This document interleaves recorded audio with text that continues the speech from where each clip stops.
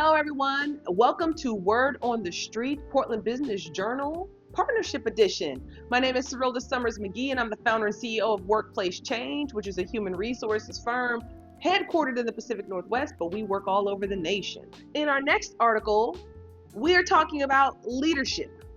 We are at a time in history where we need leaders to step up and lead from the front and have the really hard conversations and master the ability to take people on the journey towards transformation.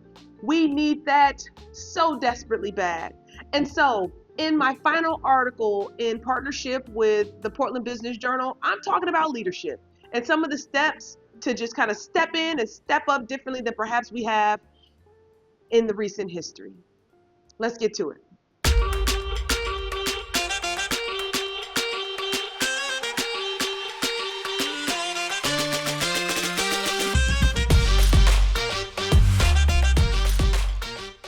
So if you're a person who follows my blog, if you're a person who follows our newsletter, you will see that I try to be incredibly fair in my analysis of what's going on, right?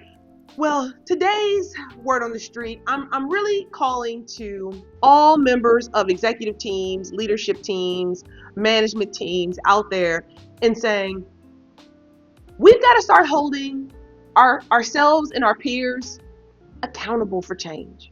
Too often in our work at Workplace Change, and we work with hundreds, maybe even thousands of members of leadership teams every single year. And there is a pattern that we see. And I understand, patterns, but sometimes that we need to go upstream and talk about what are we seeing in the form of pattern. The pattern that we see is how quickly leaders can condemn individual contributors and middle managers and line supervisors and saying what they could be doing better and how difficult folks are and how folks are not meeting the bill or are not delivering. I'm there for many of those conversations, right? Sometimes people act on those conversations, sometimes they don't. But what there is no lack of is conversations about the performance and productivity of individuals on our teams. That is happening quite well. But where I see there is a gap happening is honesty at the executive ranks when we know that members of the executive teams are failing, right? So you may be thinking, I can't say that about a peer. Well, as a leadership team, right, we all have to think about what needs to happen from ourselves and one another around the big table to get the optimal output from our workforce or the optimum performance in our bottom line. Like that's something that's really necessary. So in this article that I wrote, I'm just highlighting the things that I like to see change with respect to holding executives accountable for outcomes, for being an effective leader. Maybe a person got promoted to being the chief whatever because they were an incredible practitioner or an incredible middle manager. But are they successfully leading from the front as an executive? Do they think like an executive? Are they contributing thoughtfully and introspectively? Are they holding their teams accountable? Are they having the conversations where they need to have the conversations? Are they cruel, right?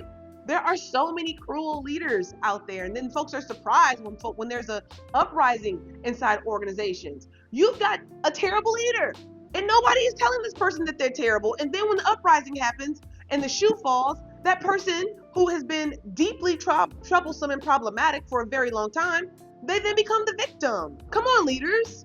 We've got hard problems to solve, and we can't solve those hard problems if we don't have strong teams, and we're not leading ourselves to be strong leaders of strong teams. We've got to do better. The world needs leaders who are willing to make a bold call, who are willing to go to other stakeholders, whether it's, if you're in government, it may be an entity with a strong lobbying arm, or if you're in government, it may be a constituency that's saying, no, not in my backyard. Or if you're in healthcare, it may be a team that's underperforming. Or if you're in production, it may be, technology isn't keeping up with the demand and it's not keeping you competitive, and you're avoiding having certain conversations. All I'm saying is, irrespective of your industry, right? I am not singling out any particular industry. I'm saying we work across sectors, we work across industries, and we work across the United States of America and Canada. And we are seeing that too often Leaders are not being held accountable by other leaders. And it's not just the CEO and it's not just the board, because we don't even want board and operations at that level, right? It's us. It starts with us, leadership. So check out the article. Jump in the chat if you got a different perspective, right? Jump in the chat if you share my perspective of accountability at the highest ranks, right? The time is now, gang. Check out the Portland Business Journal article about leadership. There's a lot more detail in it than what I shared right now in this Word on the Street. My name is Serilda Summers McGee. This is Word on the Street, and I want to thank you for joining me for this edition. Until next time.